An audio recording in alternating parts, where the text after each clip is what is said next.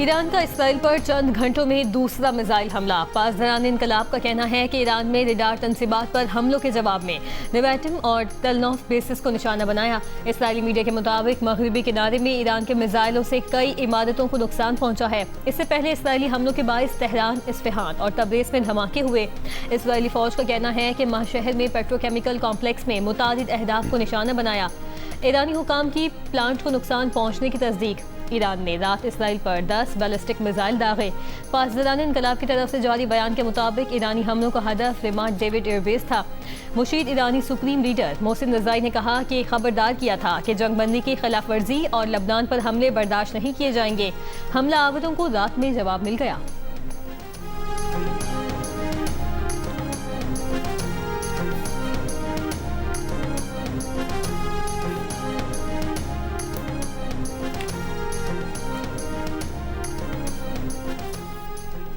अमरीकी सदर के मना करने के बावजूद इसराइल के ईरान पर हमले। ट्रंप ने कहा था कि ईरान से मुआहदे पर पीर, मंगल या बुध को दस्तखत होने थे और अब ये सब कुछ हो गया। नेतन्याहू जवाबी हमला करेगा तो यह सिलसिला ऐसे ही चलता रहेगा। इसराइली मीडिया के मुताबिक नेतन्याहू ने टेलीफोन पर अमरीकी सदर को ईरान पर हमला करने के इरादे से आगाह किया। अमरीकी सदर ने कहा कि अगर हमला किया गया तो अमरीका उसमें हिस्सा नहीं लेगा। बरतानवी अखबार को इंटरव्यू में ट्रंप ने कहा था कि नेतन्याहू के पास ईरान के साथ मुआहदा कबूल करने के सिवा कोई चारा नहीं होगा। ईरान के हमलों ने अमरीका ईरान मुज़ाकरात मुकम्मल करने की ख्वाहिश को नहीं बदला।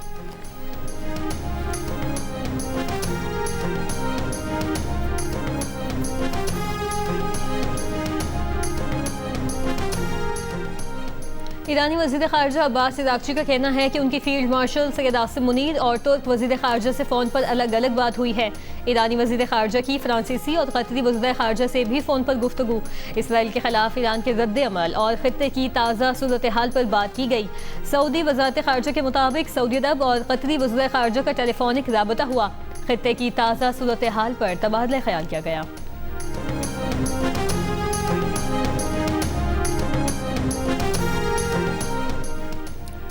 गिलगित बल्तिस्तान के आम इंतखाबात में पीपल्स पार्टी ने मैदान मार लिया। सबसे ज्यादा 9 नशिस्तें जीत लीं। 24 में से 19 नशिस्तों का गैर हतमी गैर सरकारी नतीजा आ गया। 3 नशिस्तों पर मुस्लिम लीग नून, 1 पर मजलिस वहदतुल मुस्लिमीन और 6 पर आज़ाद उम्मीदवार कामयाब। चेयरमैन पीपल्स पार्टी बिलावल भुट्टो जरदारी की पीपल्स पार्टी की जीत पर जियालो को मुबारकबाद। कहा कि पाकिस्तान पीपल्स पार्टी सबसे बड़ी जमात बनकर उभरी है, हुकूमत बनाने की कोशिश करेंगे।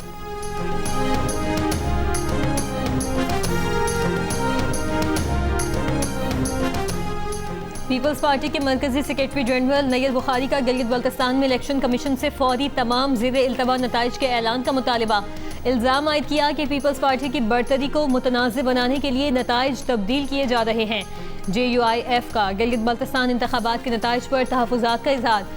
अब्दुल गफूर हैदरी ने कहा कि नताइज के ऐलान में ताख़ीर ने इंतखाबी अमल की साख मशकूक बना दी। फॉर्म 45 से मुतालिक तहफ़्फ़ुज़ात इंतखाबी शफाफियत पर सवालिया निशान है।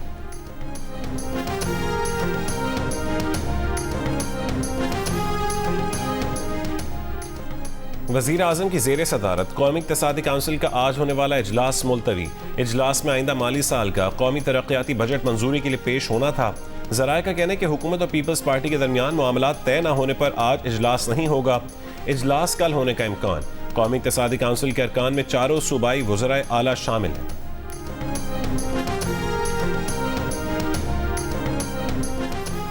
नायब वज़ीर आज़म इसहाक़ डार की बिलावल भुट्टो से जरदारी हाउस में मुलाकात। ज़राए के मुताबिक बजट में सिंध के तरक्याती मंसूबों पर गौर किया गया। बिलावल भुट्टो जरदारी ने अपने तहफ़्फ़ुज़ात नायब वज़ीर आज़म के सामने रखे।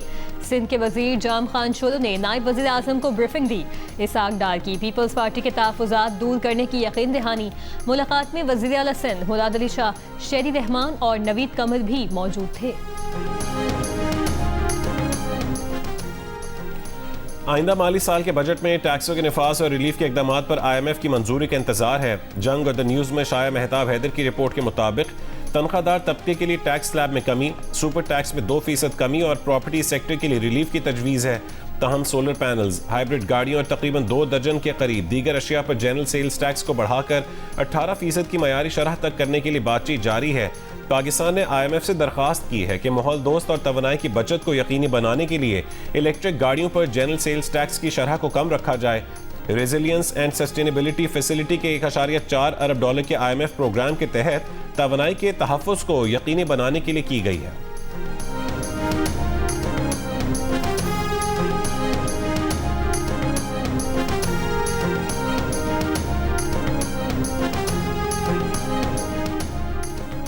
यकम जुलाई से शुरू होने वाले आइंदा माली साल 2026-27 के दौरान इनडायरेक्ट टैक्सेस पर इन्हिसार मजीद बढ़ने का इम्कान। जंग और दी न्यूज़ में शाया होने वाली राना गुलाम कादिर की रिपोर्ट के मुताबिक नए माली साल के लिए इनडायरेक्ट टैक्सेस का हदफ 9,837 अरब रुपए मुक़र्रर करने की तजवीज़ है, जो 30 जून को ख़त्म होने वाली रवा माली साल के मुकाबले में 957 अरब रुपए ज़्यादा हैं।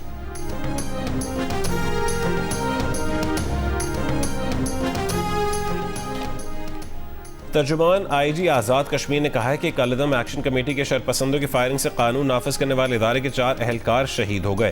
फायरिंग से 20 से ज़ायद पुलिस और सिक्योरिटी अहलकार जख्मी हुए। IG आज़ाद जम्मू कश्मीर की कलदम एक्शन कमेटी के शरपसंदों की फायरिंग की मजम्मत, कहा कि कलदम एक्शन कमेटी के शरपसंदों ने मनसूबा बंदी के साथ अहलकारों को निशाना बनाया।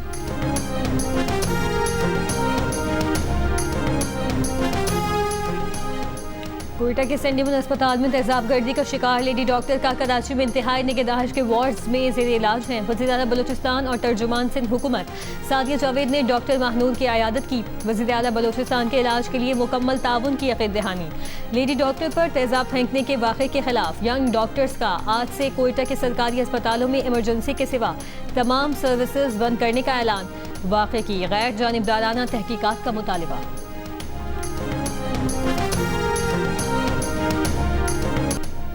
फिलीपींस के जजीरे मिंडानाओ में 7.8 शिद्दत का जलजला, कई इमारतें गिर गईं, 8 हलाकतों की तस्दीक, अमवात बढ़ने का खदशा।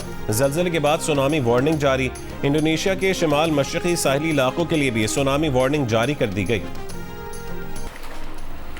अमेरिकी सदर ट्रंप का अमेरिकी टीवी चैनल की मेजबान से सख्त रवैया। इंटरव्यू के दौरान ट्रंप गुस्से में आ गए और अचानक इंटरव्यू छोड़कर चले गए। ट्रंप ने खातून सहाफ़ी और कई चैनल्स पर बदउनवानी के इल्जामात भी लगाए।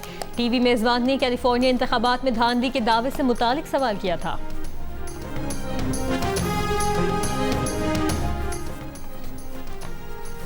सिंध के अक्सर अजला में आज से 12 जून के दौरान गर्मी की लहर का इम्कान है। महकमे मौसमियात के मुताबिक कराची में भी मौसम शदीद गर्म और दर्जा हरारत 42 डिग्री सेंटीग्रेड तक पहुंच सकता है।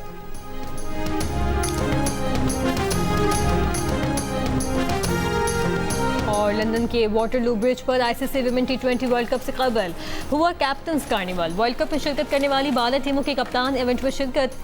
तकरीब में पाकिस्तान विमेन टीम की कप्तान फातिमा सना ने ICC के चेयरमैन जेशा और CEO संजोग गुप्ता से मुसाफिया किया और स्पोर्ट्समैन स्पिरिट का मुजाहिरा किया। पाकिस्तानी कप्तान ने सबको याद दिलाया कि खेल का मकसद फासले बढ़ाना नहीं बल्कि लोगों को मिलाना है। माजी में भारतीय क्रिकेटर्स ने पाकिस्तानी खिलाड़ियों से हाथ नहीं मिलाया था।